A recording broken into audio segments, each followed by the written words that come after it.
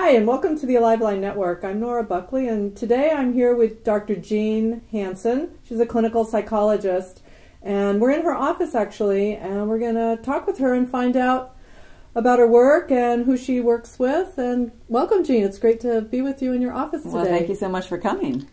Great to be here. Yeah.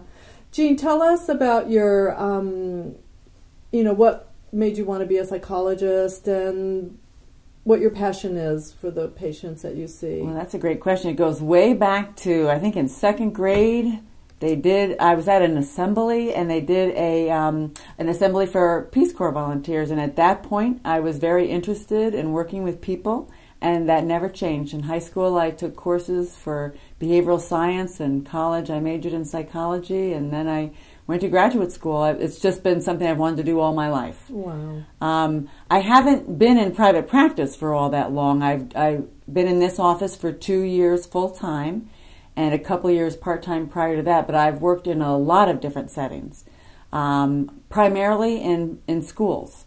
I spent about 15 years working as a school-based therapist, but I've also worked in a residential treatment center for teenage girls, in a pediatric rehabilitation hospital, and in a mental health center. So I feel like I have tons of experience behind me, and I'm just loving being in this private practice. It's been the greatest thing I've ever done. Oh, so it sounds like you see children and teens. Is that your main population? Yeah, I work primarily with children and families, and I work afternoon and evening hours throughout the week.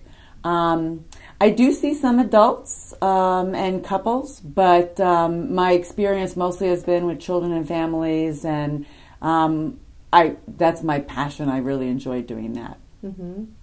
Is there a particular problem or issues that you kind of like to really help people with? Well, it's a very generalist practice. Whatever people come in here needing help with, I work with them on.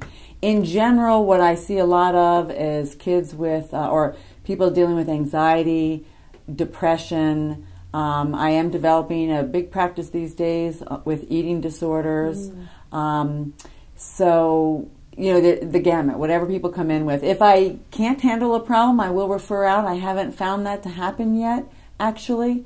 People come in for all different kinds of things. Mm-hmm. So parents that have children that are having problems in school or can't sleep or stuff like that? Exactly. A parent would bring their child to see you? Absolutely. And one of the things I love so much about the private practice is that people are choosing to come in here to see me, and so they really want the help. And it's been fantastic because, in fact, they come in motivated, they want to get the help, we work hard together. I never see children, or very rarely see children by themselves. In my view, I see children an hour a week, or children and families an hour a week.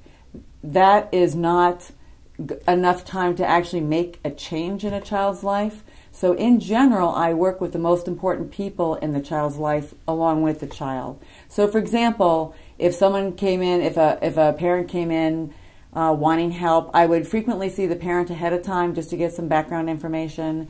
But then when the child comes in, I usually have the parents with me because I feel like the parent is the true therapist, actually.